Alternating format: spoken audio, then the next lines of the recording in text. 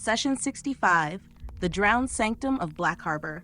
Keep told by Misty, keeper of the Last Lantern Tavern. The lantern was bursting that night, packed elbow to elbow, the air thick with roast smoke and salt laughter.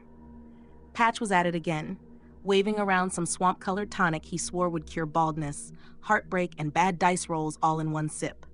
It was fizzing hard enough to melt the countertop, but the man never lacked confidence. That was when Gramgarn Stonejewels stomped to the quest board, ripped down a notice, and slapped it onto the bar so hard the mugs jumped. Rovan Delmir's silver wolf seal glittered at the bottom. Blackharbor Keep, risen from the sea after a century below. Rovan didn't even bother to look up from his coin ledger. That smug grin of his said everything. The others gathered quick enough. Ashard Xivierg and Teriani Alith, those high-born blades with more brains than sense. Pius Mortus III, all solemn faith and desert scars. Saluk 2 Moons, still smelling faintly of ozone from her last experiment. And the quiet one they just call Wizard, already jotting notes about marine corrosion and divine anomalies. Patch tried to hawk his potion one last time before they left, calling it Portable Courage. It hissed, burped smoke, and ate halfway through his sleeve. They took that as an omen and left at dawn. The road to the coast was calm, too calm. Sea wind in their faces, gulls overhead, boots crunching on white gravel. By afternoon, the air soured. Smoke rolled over the dunes, black and oily. They followed it to a line of wagons burned down to their axles, the ground slick with ash and melted pitch. Goblins picking through the wrecks looked up like thieves caught mid-bite. Then everything went to chaos. Arrows sang. Gramgarn roared and charged. Ashard barked a spell that cracked the air like thunder. Teriani moved like she'd been born in armor, blades flashing in perfect rhythm. Pius bellowed a prayer that rattled the wagons apart. Siluk shouted something about radiant flux and threw a gout of fire that scared even herself. And poor Wizard kept muttering the laws of evocation under his breath like that would help. The fight didn't last long. Once the first goblin took a hit, the rest decided living was better than loyalty.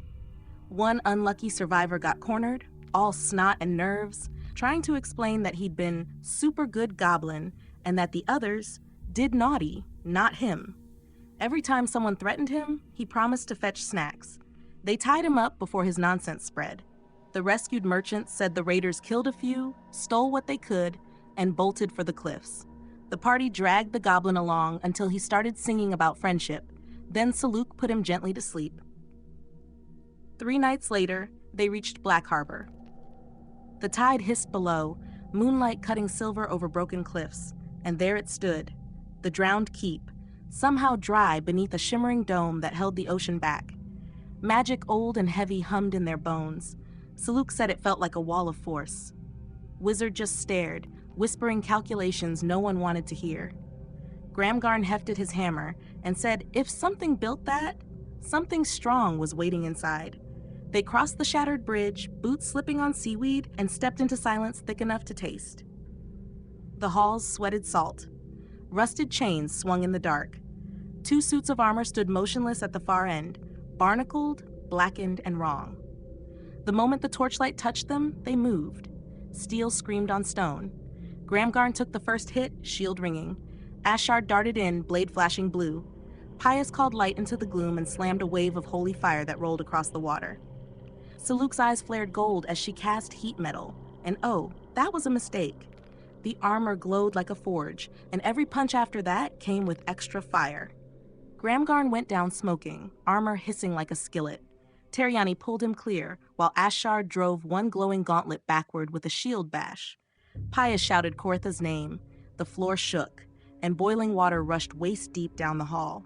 Wizard dropped his book and finally let loose a blast that sent shards of molten plate skittering across the stones. When the second armor fell, the corridor looked like a furnace that had forgotten mercy. Steam everywhere. The smell of iron and seawater mixed like blood and smoke. They pressed deeper, expecting worse. Instead, they found an ending already written. The drowned sanctum lay open and empty, a cathedral of coral and ghost light. The air shimmered blue from moss on the walls, and at the center knelt a figure half melted into her armor, the drowned lady herself. Her staff was broken, the altar cracked, scorch marks across every surface. The relic she guarded was gone. The burn patterns weren't necrotic. They were radiant, holy. Whoever destroyed her hadn't come to defile the place. They'd come to cleanse it. The force that once drowned this keep had been answered by something brighter, fiercer, older. They searched the ruins in silence, found pearls that whispered, a trident still warm with sleeping power, a coral-etched shield that refused to rust. Ashard pocketed the trinkets with merchant precision. Siluk studied the melted staff, muttering that it had been drained, not shattered. Pius crossed himself and said even gods bleed when faith turns sour. They sealed the sanctum behind them and made for home, heavy with silver and heavier with questions. When they returned to Old Arua, the lantern was already buzzing with rumor. Rovan Delmere waited at his table, ledger ready. He paid in full, maybe more, silver spilling like tidewater across the counter. Gramgarn ordered ale strong enough to burn. Ashard demanded a receipt. Wizard asked if anyone else heard the harmonic vibration of divine resonance before Mix told him to shut up and drink. Patch, of course, announced that his potion's blessing aura was what saved them, though no one recalled seeing him anywhere near the coast. He tried to pour a sample into Gramgarn's mug, and the table erupted in laughter when it started smoking again. Then the noise faded. I leaned across the bar, voice low enough that only the fire could hear. Something held the sea back. Something holy killed the drowned lady, and something walked away with her relic before they arrived. Maybe a god, maybe a rival. Maybe something that doesn't fit either word. The mug stopped mid-raise. Even Patch went quiet. I told them the sea doesn't return what it takes without reason, and when it does, it's never kindness. I told them this was no ending at all, just the deep drawing breath before the next storm. The fire popped, someone's drink spilled, and Patch's tonic exploded under the counter, lighting the floor blue for a heartbeat. The room howled with laughter, the tension broke, and the story was done. For tonight, but not the questions.